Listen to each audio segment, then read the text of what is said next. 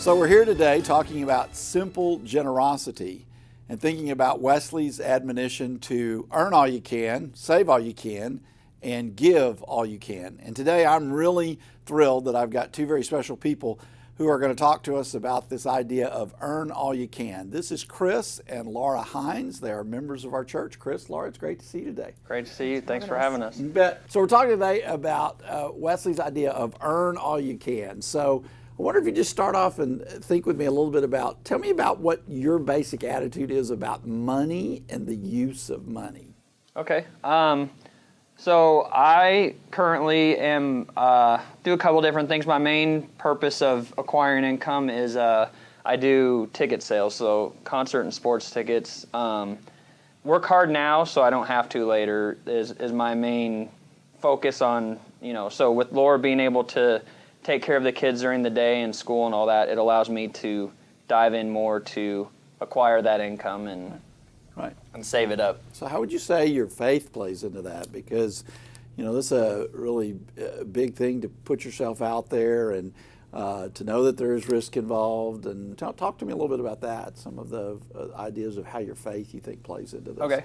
Right after we had kids, we had every excuse in the book to not come to church on Sunday, to not be involved with our church community. And we were just kind of spinning our wheels. And then once we started coming back regularly, my outlook on pretty much everything shifted focus. Instead of worrying about how much money can I make now to do all the things I want to do, it became more of how can I make as much money as possible so I can decide how I can use my money to bless others. I just know that we've definitely had that struggle, though, where, at one point I'm like, you're dabbling in all these things. Like, should I be worried? Like, we have, you're trying to get so much money all the time. I feel like that was such a big focus. Then, we kind of had to have a conversation about that and say, this is kind of affecting our life in that you're not here. And, we have these two small children and, we need to find balance in our life for, being able to work and earn the money that we need to, but also to be a family. That one of the things that's important too is that you can't sacrifice your health and you can't sacrifice your soul for the sake of just making money. You kind of had a sort of a enlightened moment about all that. You talk a little bit about that in terms of the last couple of years? Yeah, so the last couple of years, I'd say even over the last year and a half, I started working too much, and with that became bad eating habits, lack of exercise. Having a healthy body has made me more mentally clear, so I'm able to refocus and decide which opportunities I go after rather than just going at it free will. How do you balance making a living with making a life? I think we definitely have to keep each other in check, and we have to have conversations with each other about things regularly, like about finances and things like that. Those are the things that I definitely don't enjoy talking about, but I know he loves it. But for me, that was a conversation that needed to be had. So we're talking during these 4 weeks about simple generosity. And I've known you guys to become very generous people, and I just wonder if you could talk a little bit about your own journey to generosity in the midst of that.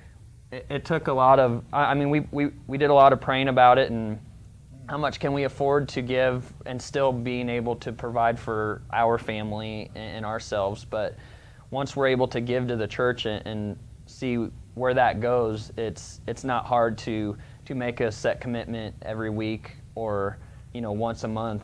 I know for me, growing up, my mom tithed every single week, and so I knew that was important and that was something that needed to be done. And so when we would come to church, we would give money.